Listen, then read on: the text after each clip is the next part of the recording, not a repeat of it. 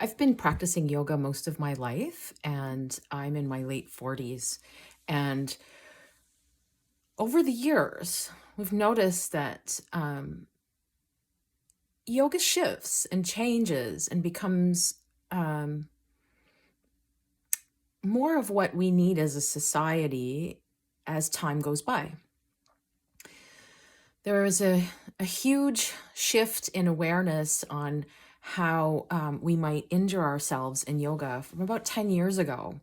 And things became more common to focus on yoga's functional movement and finding ways to improve our quality of life and finding movement that helps us support things like rolling out of bed, getting up and down off the floor without using our hands, these kinds of things.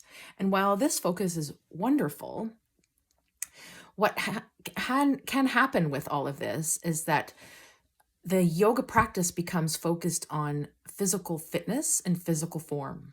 And while that's a wonderful thing, that's only one small branch of what a yogic path is. And what we're discovering this last year or so is that we need support in other areas. Our collective mental health is taking a giant strain.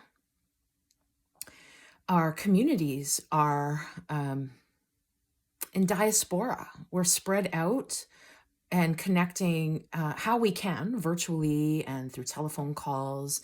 And it's nice to have a resurgence of talking to people on the phone. We are needing something different from our yoga practice now, especially making offerings online where we're not able to physically be with our students and see what they're doing. We have to make gentle offerings, things where we are not worried about people aggravating their joints or causing harm. So the practice is becoming more gentle and informed from within. And my practice has taken this kind of shift. And my business partner, Lisa, we both have shifted this way in our practice to, instead of using our bodies to explore shapes, we're using the shapes and the meditation and the breath work, especially the breath work, and mudras, hand symbols, mantras, chanting, sounding, all of these things to help us find our yoga from within so that it comes from an embodied place.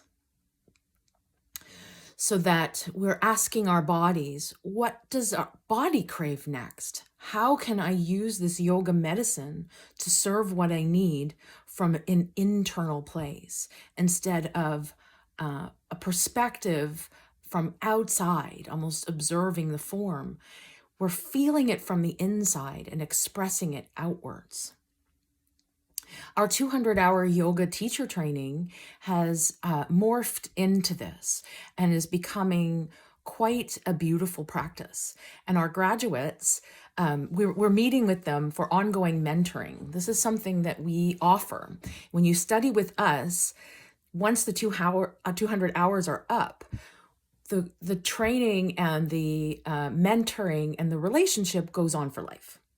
We're offering an ongoing mentoring program that's included in our trainings so that, maybe once a month you join us if you feel like it. You're invited. You can pop in anytime to see what problems come up in your teaching, what areas might need some improvement, how we might be able to guide you and offer you solutions to help you feel more embodied in your practice and more embodied in your offerings as a yoga teacher.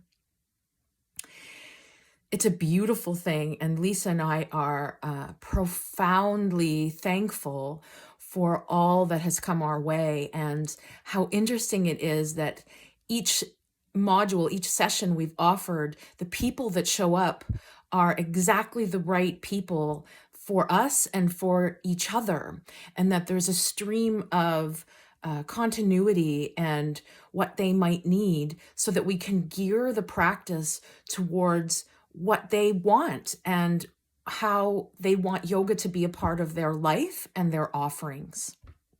And this is such a beautiful thing. We're keeping our groups deliberately small so that we can offer a lot of one-on-one attention and keep an intimate and cozy, familial almost atmosphere and connection with each other. It has served us beautifully, and our graduates are incredibly thankful for it too. And the feedback we're getting from them is just so overwhelmingly rewarding. If you are interested in what we have to offer, payment plans can be made. We can, what we do is we gather a group of people, and then we figure out a time slots that work for the whole group of people, and we work accordingly until we complete our 200 hours, and then you get certified, and then we go with the mentorship and connect and check in once a month if you'd like, or at any time if you have questions.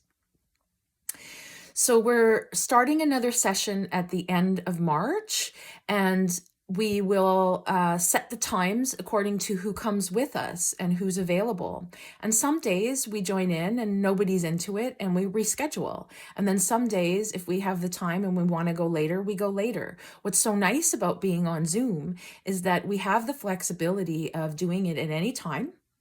We're not renting space, so we don't have to have only this set time. Somebody else isn't necessarily coming in to use the room. So it's really geared towards what you need as an individual and what we need collectively as a group. And it's just been incredible. And if you have any questions, we can arrange a video conference, a telephone call, send us some messages if you have questions or curious or just want to learn more. Thank you for spending a little time with me and taking the time to listen to this video. I hope you're having a great day. It's beautifully sunny outside. I'm going to get outside for a walk. Namaste.